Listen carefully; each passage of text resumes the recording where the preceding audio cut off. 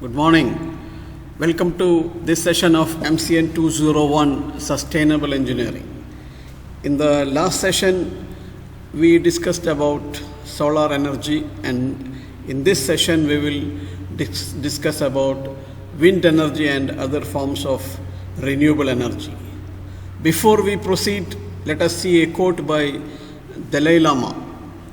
The planet does not need more successful people. The planet desperately needs more peacemakers, healers, restorers, storytellers, and lovers of all kinds. So today we will try to complete module 4, and here we start with fuel cells. Fuel cell converts chemical energy into electrical energy. As in a battery, it consists of two electrodes. We normally call them anode and cathode, and an electrolyte. The reactants and products are not stored like in a battery, but are continuously fed to the cell. During operation, the hydrogen-rich fuel and oxidant, normally air, are separately supplied to the electrodes. Fuel is fed to the anode and the oxidant to the cathode. The electrochemical oxidation and reduction takes place at the electrodes to produce electricity. Heat and water are produced as byproducts. A single fuel cell produces an output of 1 voltage or less. Therefore, to produce higher voltages, we should connect fuel cells in series, so that we call a fuel cell system. There are various types of fuel cells. We will just go through their names only. The first one is the proton exchange membrane fuel cell, operating at 80 degree centigrade. Secondly, phosphoric acid fuel cell, PAFC, operating at 200 degrees. Molten carbonate fuel cell, operating at 650 degrees centigrade. And solid oxide fuel cell, SOFC, operating at 1000 degrees centigrades. So this is a news dated 13th March 2018. ISRO and Tata Motors develop India's first fuel cell bus. So it will be soon on the roads. Moving to wind energy. Wind is a powerful source of energy. A wind turbine and its parts are shown here.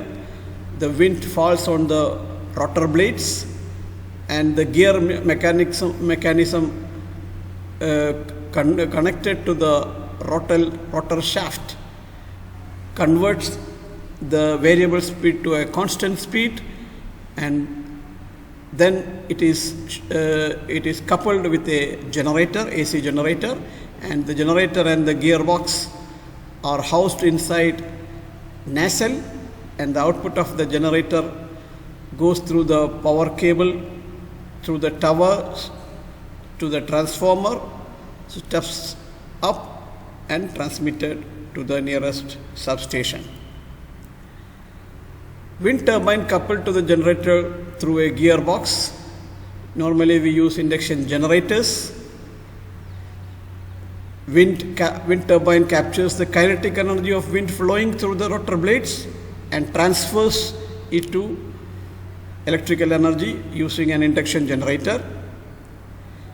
The output voltage and frequency is maintained within the specified range by using supervisory metering, control and protection techniques. Machines of capacity up to 10 megawatts have been developed and installed. So this is a news article dated September 25, 2018. So the first 10 megawatt wind turbine was launched. Its rotor diameter is 164 meters. One blade is of size 80 meter. Each blade weighs 35 tons. Approximate tip height is 187 meter, and one turbine can power almost 5,977 homes. You can understand just by installing one such wind turbine, the power shortage in a vast area can be almost made zero. Here you show a cross-sectional view of a wind turbine. These are the wind, this is called the rotor, and these are the rotor blades. 1, 2, 3 rotor blades will be there. The wind direction is shown here. The wind falling on the rotor blades will start moving the rotor. There is a gearbox assembly which converts the speed to the required speed and connects it to a generator. So this is the low speed shaft and this is the high speed shaft, and there is a braking system because we have to sometimes, when the wind is very high or very low, sometimes for maintenance we have to brake and stop the rotor. So there is a braking system over here. There is a yaw motor to rotate the motor and align it in the direction of the wind. So this is called the yaw drive and the yaw motor. This is the tower. The output of the generator is taken through the tower using a cable. The whole of this part, that is the gear assembly, the braking system and the generator, is housed inside nacelle. Here we have a wind vane to locate the direction of wind using this anemometer, and the controller can change the direction, or controller can drive the yaw motor to change the direction of the wind turbine to align it with the wind direction to maximize the energy produced. Also the pitch of these blades also can be adjusted. This part is called the hub. And moving to the equation concerned, the power generated is equal to half Cp rho V cube A. Rho is the air density, which is a constant. A is the swept area of rotor blades, again constant. Then Cp is again a power coefficient, a constant. So the only variable is V, which is the wind velocity in meter per second. So you can see the power developed is proportional to the cube of the velocity. So a small change in wind can produce large amount of power. So these are not very important for you. Okay, there are two types of wind turbines: constant speed wind turbine and variable speed wind turbine. Here a constant speed wind turbine is shown here. The constant speed is managed by the gearbox, and then the generator will be running at a constant speed. We can have a predetermined generator speed using a gearbox, and control schemes are available. So according to the control strategy, again these type of turbines can be classified into stall regulated turbines and pitch regulated turbines, which are shown here. This is you can see depending upon the lift force it will be moving, and here it moves drag based. Okay, so this type of wind turbines are commonly employed along roadsides,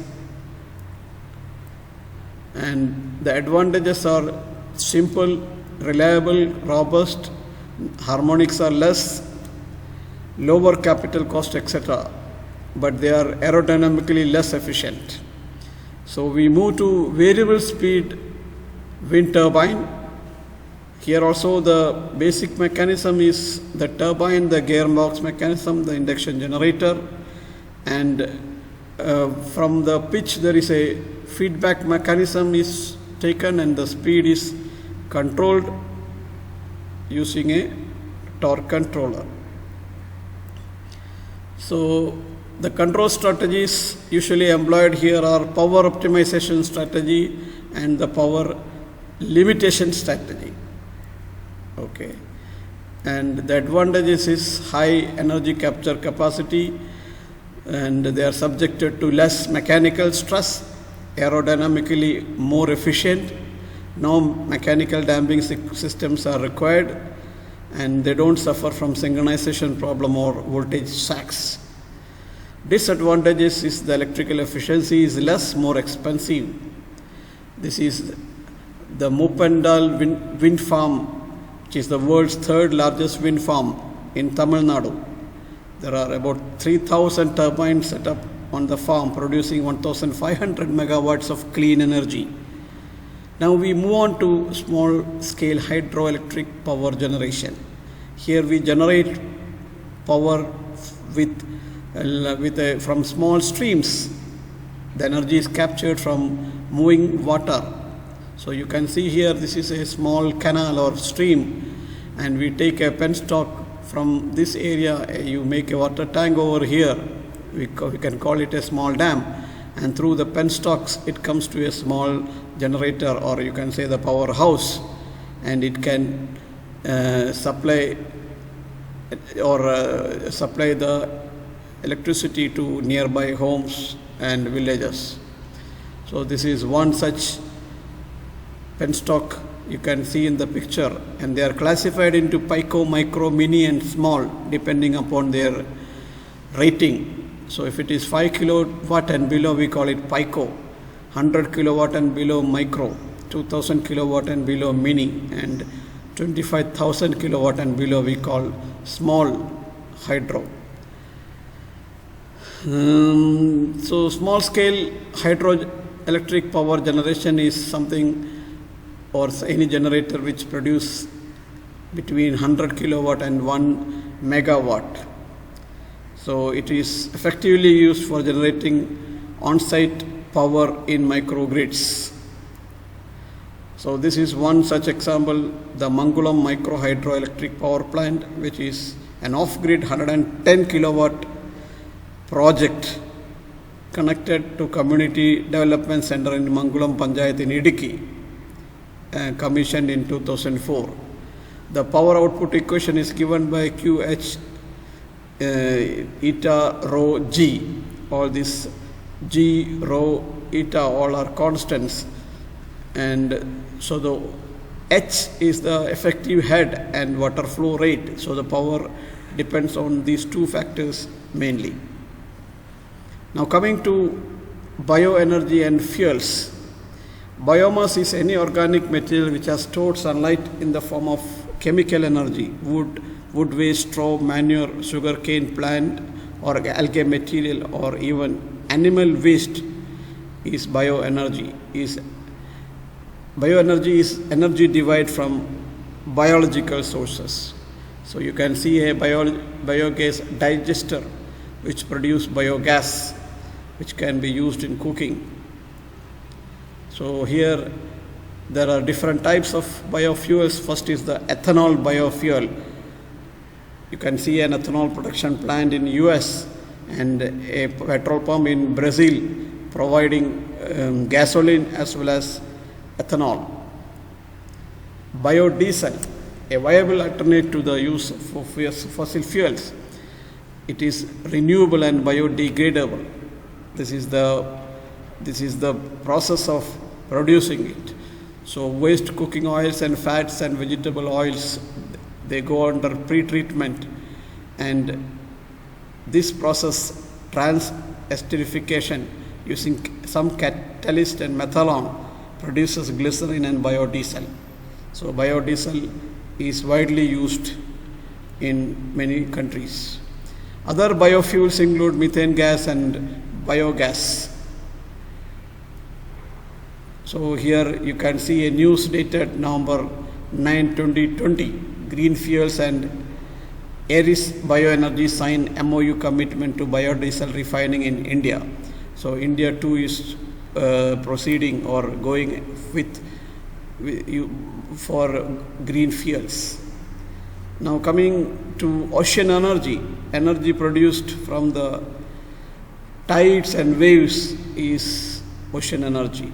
So here you can see when there is a high tide, water is stored, and when there is a low tide, there is a head water head, and this water head is used to rotate this turbine, which is coupled to a generator producing electricity. Another is the wave.